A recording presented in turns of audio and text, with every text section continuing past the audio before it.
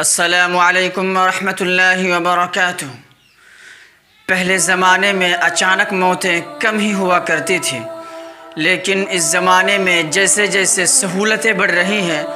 آنے جانے کی سہولتیں، بات کرنے کی سہولتیں، تمام طرح کی سہولتیں بڑھ رہی ہیں، تو اچانک موت کی شکلیں بھی بڑھ رہی ہیں۔ بہت سی بار ایسا ہوتا ہے کہ کوئی آدمی گھر سے باہر نکلتا ہے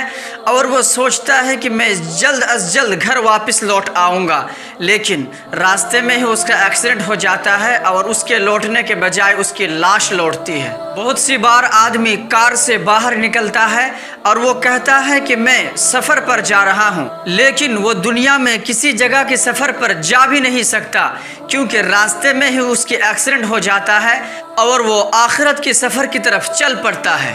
بہت سی بار آدمی ایک ملک سے دوسرے ملک میں جانے کے لیے سفر کرتا ہے اور راستے میں ہی جہاز گر کر تباہ ہو جاتا ہے اور وہ دوسرے ملک میں پہنچنے کے بجائے ملک آخرت میں پہنچ جاتا ہے۔ بہت سے بار آدمی لمبے لمبے منصوبے اور پلان بناتا ہے کہ میں 5 سالوں کے بعد ایسا کروں گا، میں 10 سالوں کے بعد ایسا کروں گا، لیکن اچانک اسے ہارٹ اٹیک آ جاتا ہے اور وہ اس دنیا سے دوسرے دنیا میں پہنچ جاتا ہے۔ جی ہاں، ہم کتنے غافل ہیں کہ ہم بہت دنوں تک کے منصوبے اور بہت دنوں تک کے پلان کو تیار کر رہے ہوتے ہیں، حالانکہ ہماری موت ہماری سروں پر کھڑی ہو کر قہقہے لگا رہی ہوتی ہے کہ اس انسان کو دیکھو کہ اسے پل کی بھی خبر نہیں اور یہ منصوبے اور پلان سالوں کے بنا رہے ہیں۔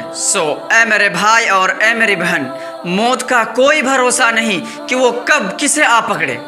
اب ہماری ذمہ داری یہ ہے کہ ہم اچانک موت سے اللہ کی پناہ مانگتے رہا کریں۔ ہم یہ دعا کرتے رہا کریں کہ اے اللہ، اچانک موت کی جتنی بھی شکلیں ہیں، ڈوبنے کی، جلنے کی، گرنے کی، ایکسیڈنٹ کی، تمام چیزوں سے ہماری حفاظت فرما اور ہمیں امن عطا فرما۔ جی میرے بھائی اور میری بہن، ہمارے پیغمبر صلی اللہ علیہ وسلم حدیث پاک میں اچانک موت سے پناہ مانگی ہے۔ آپ نے فرمایا، اللہم انی اعوذ بک من الہدم واعوذ بک من التردی واعوذ بک من الغرق واعوذ بک من الحرق۔ اے اللہ، مجھے اچانک موت کی تمام شکلوں سے بچائے رکھنا، مجھے اس سے بھی بچائے رکھنا کہ کہیں مجھ پر دیوار آ گرے اور میں مر جاؤں، مجھے اس سے بھی بچائے رکھنا کہ میں کسی اونچی جگہ سے گر کر مر جاؤں، اور مجھے اس سے بھی بچائے رکھنا کہ میں ڈوب کر یا جل کر مر جاؤں۔